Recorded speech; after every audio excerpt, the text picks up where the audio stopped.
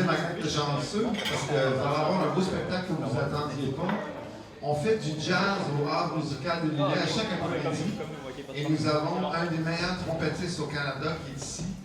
Et étant donné qu'il annonce des orages, eh bien, on a décidé de venir faire ça ici. C'est pour ça que je dis ma gang de chanceux, vous autres. Je vous présente le grand Ron DiLauro. C'est tout un honneur de l'avoir avec nous aujourd'hui.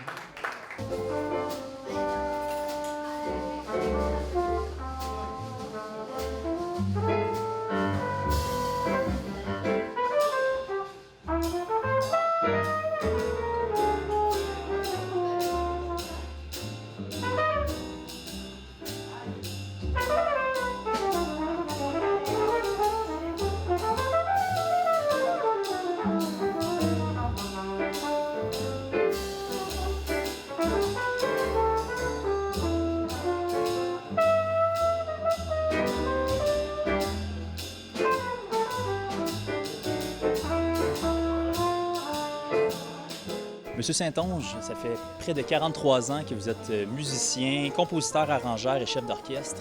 Vous avez entre autres travaillé avec des grands noms tels que Céline Dion, Charles Aznavour, David Bowie. Et maintenant, vous êtes depuis près de 5 ans sur l'île aux Coudes à faire des spectacles. Ouais, près de 6 ans même. Je suis à l'île aux Coudes, pour moi, c'est le paradis. Vraiment, j'ai déjà commencé à creuser ma tombe parce que je vais être sûr d'être enterré à la pointe. Sinon, c'est le paradis pour moi. Ça vibre et j'ai envie tout ce que ça me fait en dedans, mais je veux le transposer en musique puis le donner parce que il faut que ça sorte. Il faut que ça sorte vraiment là. Ouais. Est-ce que ça vous inspire d'être ici? Ce qui est inspirant ici, c'est les gens. Puis, mais la musique, moi, m'inspire. Il s'agit que je me branche. C'est un peu ésotérique, mais quand je ferme mes yeux et puis je commence à improviser, par exemple, à partir du moment où je suis branché, c'est un état de grâce. Puis ici, tous les éléments sont là pour te laisser aller là plus rapidement. Donc, tantôt, je jouais, j'avais les yeux fermés et à un moment donné, je le sens. Là, quand c'est presque plus moi qui joue. Tu sais, c'est la musique. Puis ceux qui font de la musique un peu comme moi, ils comprennent très bien ce que c'est. C'est un abandon. On oublie le langage, on fait juste se laisser aller dans l'espèce de vague de musique qui te vient en dedans. Et puis, c'est le fun. Puis là, aujourd'hui, c'est spécial parce qu'il y avait un public qui ne savait pas qu'il était pour avoir un spectacle de jazz. Et puis, je pouvais entendre voler une mouche parce qu'il était dans la musique, c'est ça. Quand c'est honnête, la musique, tu vois, quand il n'y a pas une note qui est jouée pour rien, les gens le ressentent. C'est comme quand on dit les bons mots pour exprimer ce qu'on veut dire, les gens comprennent. Et puis c'est ça qui s'est passé aujourd'hui avec Ron DiLauro, qui est un musicien et un trompettiste extraordinaire. Justement, parlons de Ron. C'est un grand nom. Aujourd'hui, vous a accompagné sur la scène. Ron, en plus d'être trompettiste, il est directeur du 2e orchestre jazz de l'Université McGill. Oui. Et puis là, on regardait un peu votre programme pour Jazz sur mer. Vous avez des grands noms pour toute la saison d'été. Là. Oui, oui, c'est ça. Il y a des grands noms cet été pour toute la saison d'été. L'année dernière, j'avais demandé à des chanteurs et des chanteuses de jazz de venir. C'était la première année. Là, cette année, c'est des instrumentistes. L'année prochaine, je ne sais pas. On verra. Puis mes concerts du dimanche, bien là, c'est des hommages aux plus grands auteurs-compositeurs. Moi, je voulais qu'il y ait comme 20 grands succès par concert. Alors, c'est facile quand, je sais pas, tu as un Claude Dubois et un Charles Aznavour dans le même concert, d'aller chercher 20 grands succès. Et là, on fait Cabrel, Moustaki. C'est des grandes chansons. Là. Bien là, c'est intéressant, puis on pourrait le souligner dans le fond. Le samedi, vous faites Jazz sur mer, donc qui sont des spectacles dont vous invitez des collaborateurs, des musiciens. Et le dimanche, c'est les hommages en concert sur des artistes. Hein? Il y a vraiment une distinction entre les deux. Oui, c'est donc des concerts hommages à des grands, par exemple Félix, Gilles Vigneault et tout ça, et des Français aussi. Et puis, ce qui est intéressant, c'est qu'il y a toujours 3-4 chanteurs qui viennent rendre hommage à ces grands-là. Et moi aussi, en tant que pianiste, et j'ai Andréane Poupard aussi au violoncelle, au violon. On leur rend vraiment hommage. Puis il y a les photos de ces auteurs-compositeurs-là sur la scène. Et c'est vraiment touchant parce que pendant la soirée, je demande aux gens d'applaudir, non pas ceux qui chantent, bien souvent oui, mais aussi de prendre le temps de les regarder et d'applaudir ces gens-là parce qu'ils nous ont donné de la musique extraordinaire, vraiment.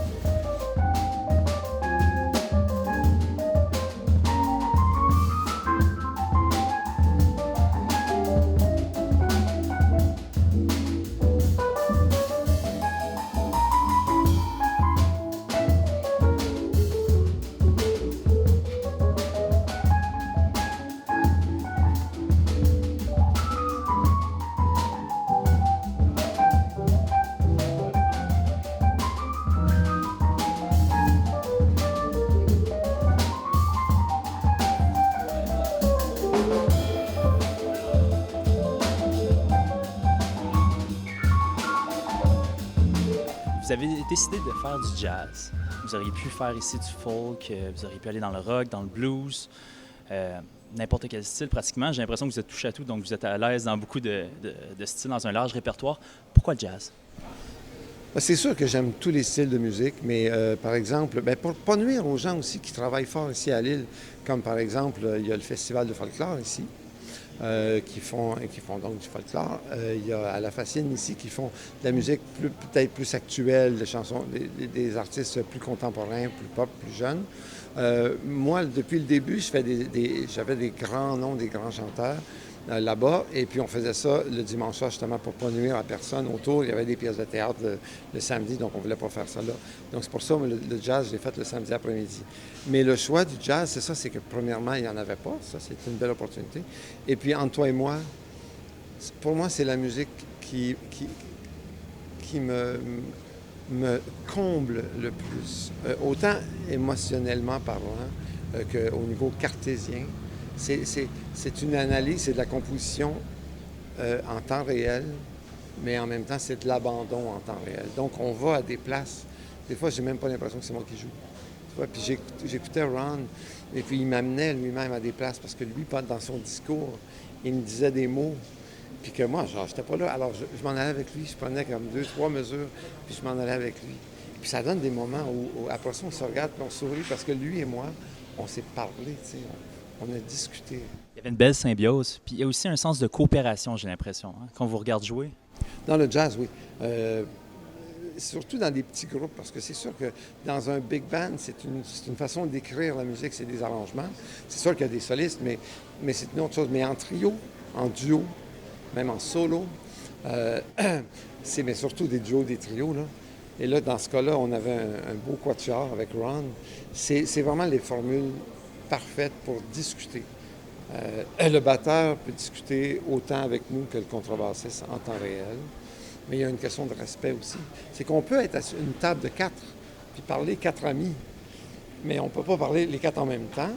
Et puis si une personne est en train de raconter quelque chose, l'autre peut ponctuer en disant « Ah oui, tu as raison, je l'ai vécu aussi. » Puis « Ouais, mais je ne suis pas d'accord. Ah non, pourquoi? » Bon, et puis c'est ça. Il y a un respect.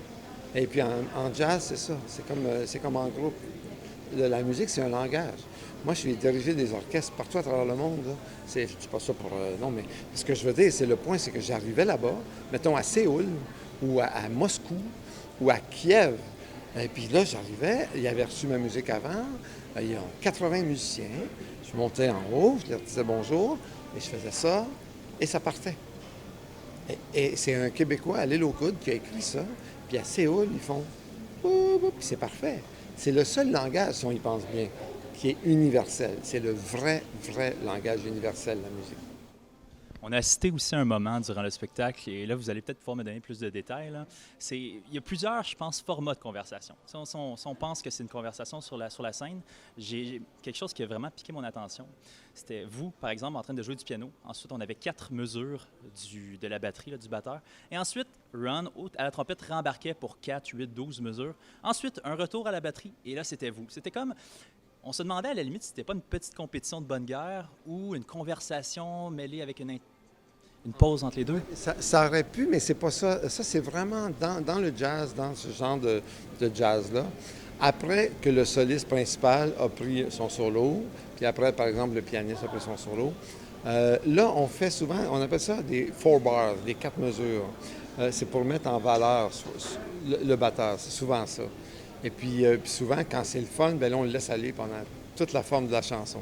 Alors, c'est pour ça, mais c'est sûr que c'est très, très intéressant parce qu'on est tous fans des autres musiciens, fait qu'on les regarde, on voit qu'est-ce qu'ils font, tu sais. Puis souvent, bien, le batteur, pendant les 4 mesures, il va faire quelque chose rythmiquement que quand on embarque après, on fait la même chose, puis là, on se regarde, on sourit, tu sais. C'est ça. C'est vraiment... c'est une rencontre d'amis.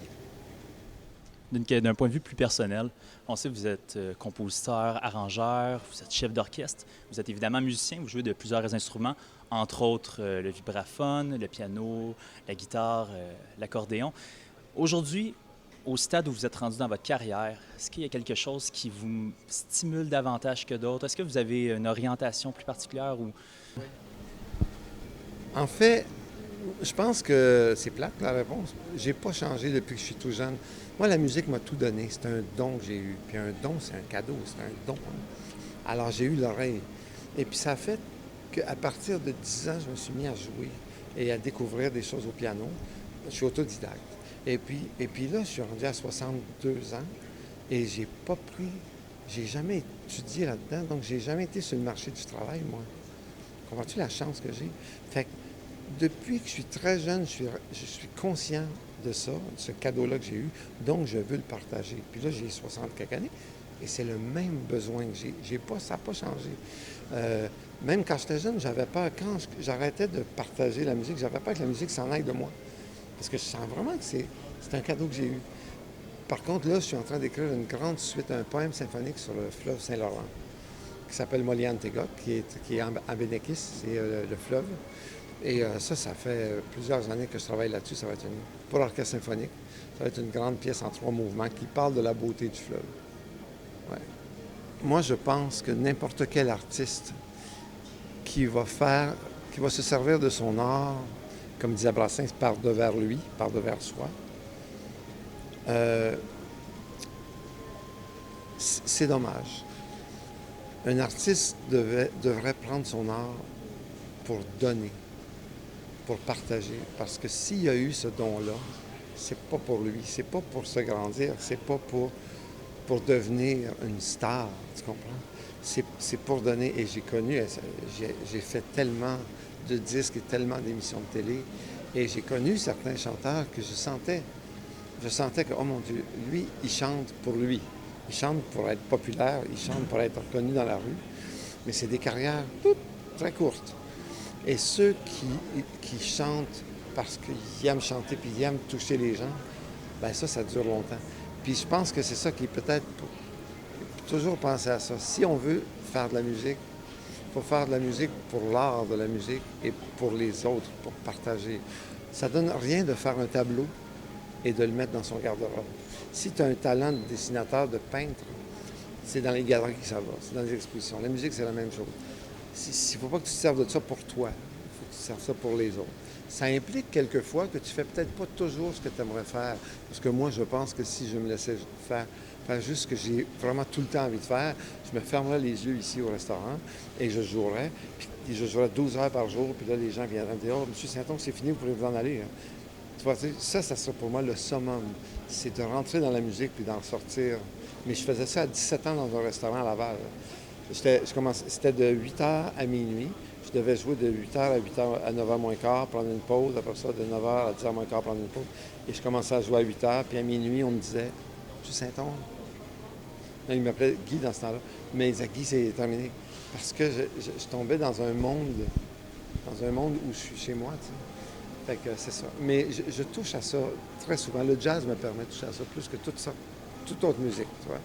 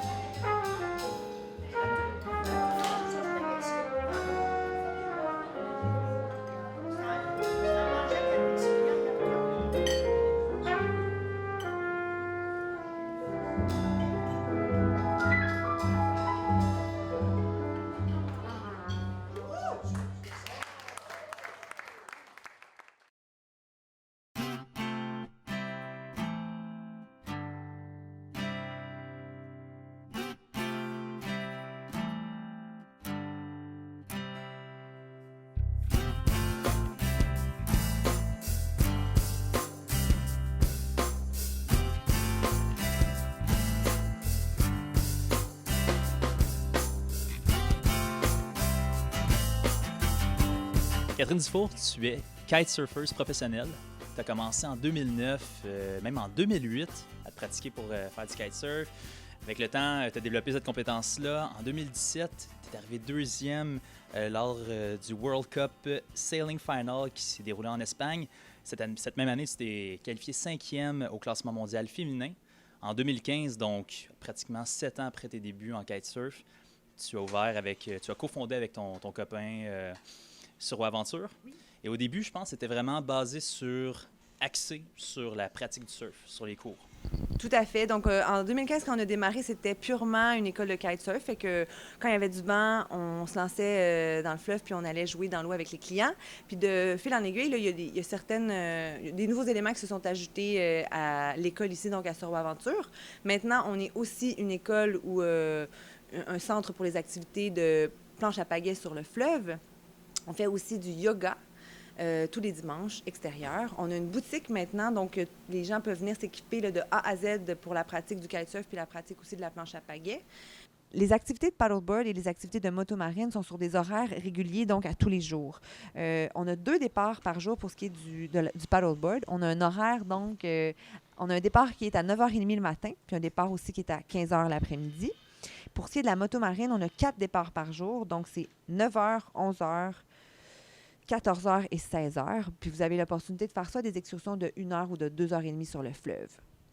Le resto Sorois Aventure, c'est un resto vraiment qui met en valeur la cuisine locale. Donc, juste pour vous donner une idée, on fait des crêpes sucrées, on fait des crêpes salées, on fait des paninis, des bonnes grosses salades aussi. On fait des smoothies, puis des smoothies en bol aussi.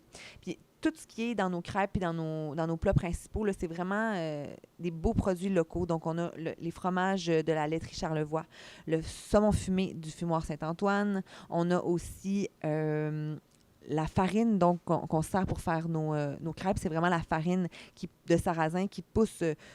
Le sarrasin pousse sur l'île et c'est moulu au Moulin des Lots-Coudres qui est à quelques pas du restaurant. Donc, pour découvrir un peu les produits locaux, là, c'est vraiment chez nous que ça se passe.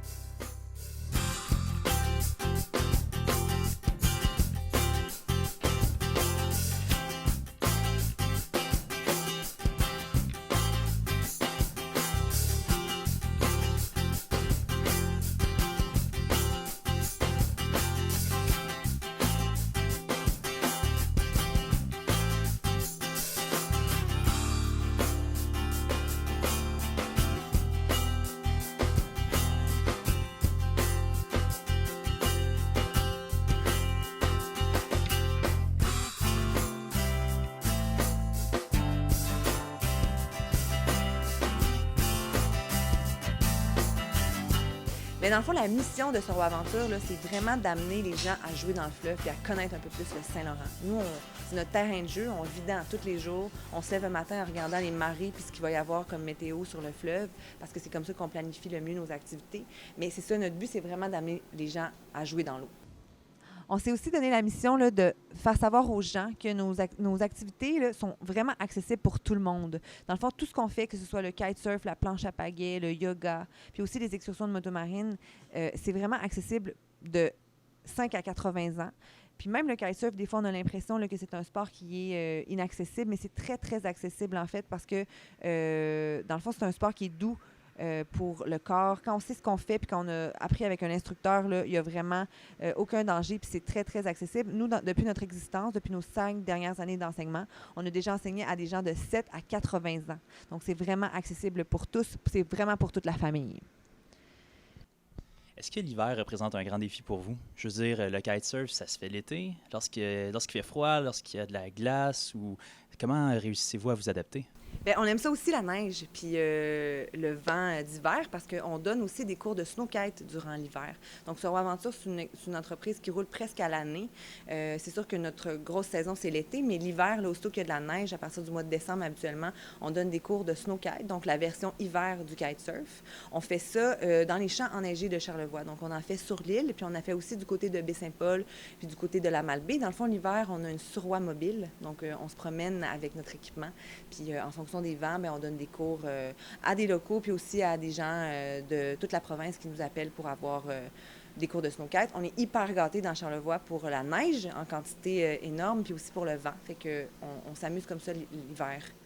Et justement, tu le dis, pour le kitesurf, le vent, vous êtes gâtés. Est-ce que c'est pour ça que vous êtes venu vous établir à l'île aux Coudres? Ben nous deux, dans le fond, Yann et moi, on est natifs de l'île aux Coudres, fait que c'est vraiment la maison. On est partis à un certain moment là, pour l'école puis pour le travail, mais on est revenu en 2015 quand on a fondé Sorois Aventure. Puis on a appris aussi le kitesurf ici. Fait que pour nous, c'était juste naturel là, de revenir à la maison puis de faire découvrir ce sport-là à plus de gens. Une des forces de Sorois Aventure, c'est l'équipe. C'est vraiment les employés. Donc, vous avez vraiment une grande équipe motivée. Des gens qui viennent aussi de plusieurs horizons, je crois. Hein? Oui, bien, on est une quinzaine, dans le fond, dans l'équipe en haute saison. Puis effectivement, là, dans le fond, nos instructeurs de kite, ils viennent d'un peu partout.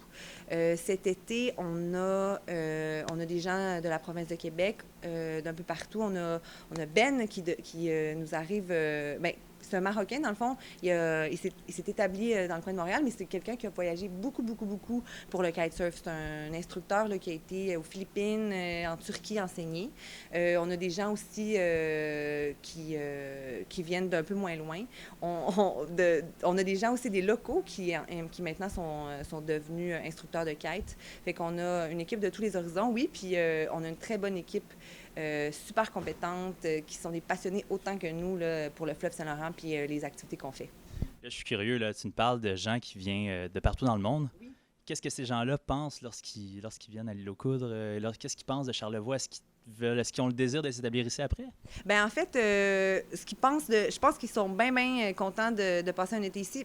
Premièrement, à cause des conditions, là, parce que c'est tous des passionnés de kite, fait que ce qu'ils veulent, c'est faire du kite. Ils veulent enseigner, mais ils veulent en faire aussi.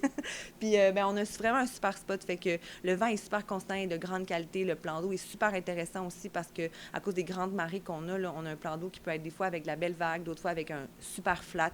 Fait que pour les amateurs de freestyle, ça, c'est super recherché. Puis, on a des instructeurs qui sont bien, je crois, ici quand ils passent l'été parce que à cause de l'accueil.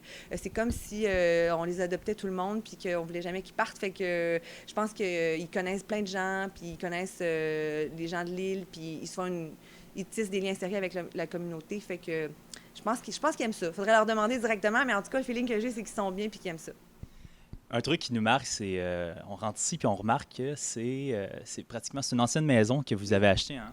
Bien, en fait, ici, c'est le site est municipal. Fait que c'est le terrain et la bâtisse, les propriétaires, c'est la municipalité de l'île aux Coudres. Puis nous, on est locataires du lieu commercial.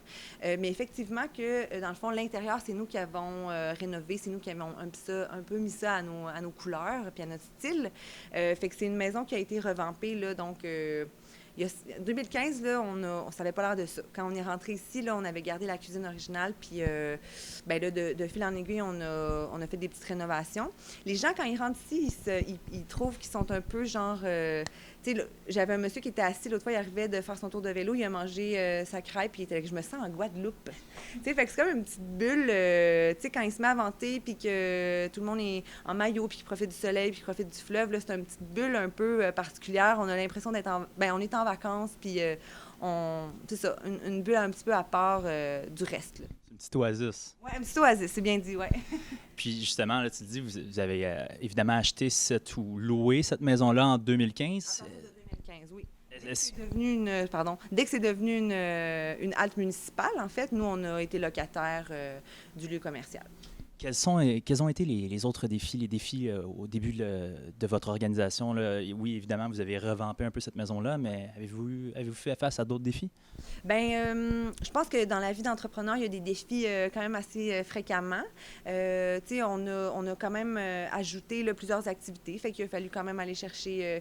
il a fallu tu sais, dans le fond, s'organiser, toute la logistique qui vient autour de ça. Après ça, bien, on a quand même une équipe de 15 employés, fait qu'il faut engager les gens. Nous, on est chanceux, là, on a toujours notre monde. Je pense que les gens aiment travailler ici, puis que ça se tu sais, le message se passe, là, mais je pense qu'on est vraiment chanceux. On n'a pas de problématique par rapport à trouver nos employés. On a toujours notre équipe complète, puis on a des gens hyper compétents tout le temps. Mais quand même, il faut faire la recherche de ces gens-là.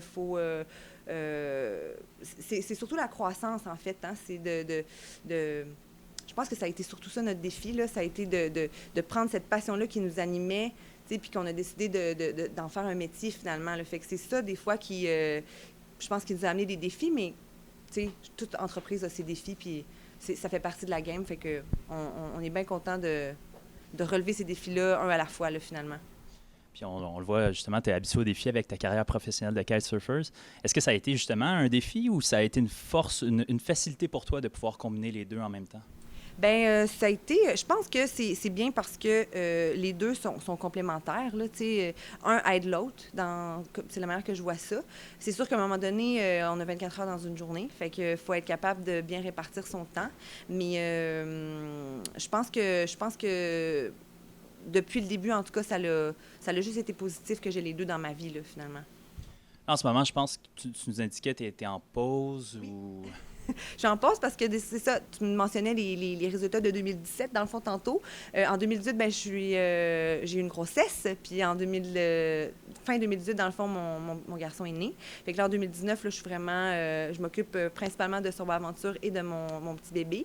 Puis j'ai le souhait de retourner à la compétition, dans le fond, parce que là, le sport est devenu olympique pour 2024, officiellement. Fait que pour les Jeux de Paris, là, le kitesurf hydrofoil, ce que je fais exactement, là, la même discipline est devenu olympique. Fait que c'est sûr que j'aimerais ça éventuellement participer à ces Jeux-là, mais pour le moment, là, je n'ai pas de plan précis là, pour 2019. Je crois que ça sera un retour plus en 2020.